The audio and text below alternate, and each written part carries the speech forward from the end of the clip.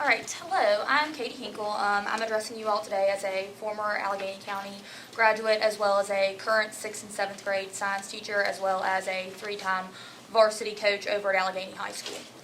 My colleagues and I are very much in support of consolidation when it is executed correctly, which I do not feel like is being done. I believe the decision to make Covington High School the acting consolidated middle school was an emotional choice that was made out of haste to ensure we held the legacy of pioneering consolidation, which will sacrifice the quality of our middle school education. Repeat that? I didn't hear that part. Okay, I'm sorry. My colleagues and I are very much in support of consolidation when it is executed correctly, which I do not feel like is being done.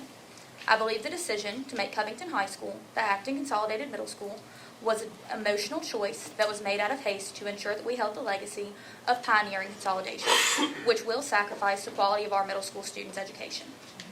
It is true that CHS is a much older building than CMS, but it is not the age of the building that makes it completely inadequate to serve as a middle school. The design does not facilitate implementation of the middle school philosophy. On April 17th, teachers of the Consolidated Middle School received a spreadsheet with all room assignments, which I have also attached. I sent an email to my direct administrator immediately for clarification, and her response is people will have to share classrooms and travel, which I would like to state that's not her fault. She's working with the building she was given. Covington High School has 3 science labs, none of which meet the 1,100 square foot requirement set by the DOE according to the Facilities Condition Assessment document, which I have also attached. Clifton Middle School has 9 science labs, all of which meet this requirement. In addition, 16 of the 32 classrooms fall below the DOE required size of classrooms. In plans to renovate CHS, released by the AHPS School Board in the 5-year capital improvement plan on March 24th, classroom upgrades were not included. My roommate, who is a 6th grade science teacher at Jeter, made the statement that she would be more than happy to make the move to Clifton Middle as opposed to Covington High School. There is a national shortage of secondary science teachers and teachers in general, as was obvious by our 52 job vacancies posted at the end of last school year. Sharing classrooms without the flexibility of doing hands-on projects is not going to attract potential employees. A former retired science teacher from CHS, Ms. Kessinger, wrote, "The science labs were unworkable in the years of 1997 through 2005, and I'm sure they have not changed. I think it should be known it is not just CMS teachers or former teachers that are displeased with this choice." With the traveling issue, prolonged projects such as growing plants, which I conduct every year, and many others cannot just be wheeled around on a cart. With 10 minutes set aside to pack up and prepare for the next class, we are losing 120 hours of instructional time per year.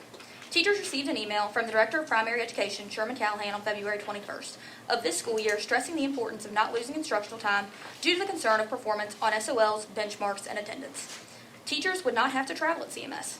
Lack of space limits the opportunity for students to interact with elementary students weekly in programs such as peer helpers or the ability to provide wider curriculum choices for the students, which was a pro listed in the Joint School Committee meeting minutes from September 5th, 2019. Thank you, Ms. Hinkle. Angie Jordan will pick up where I left off on my thoughts.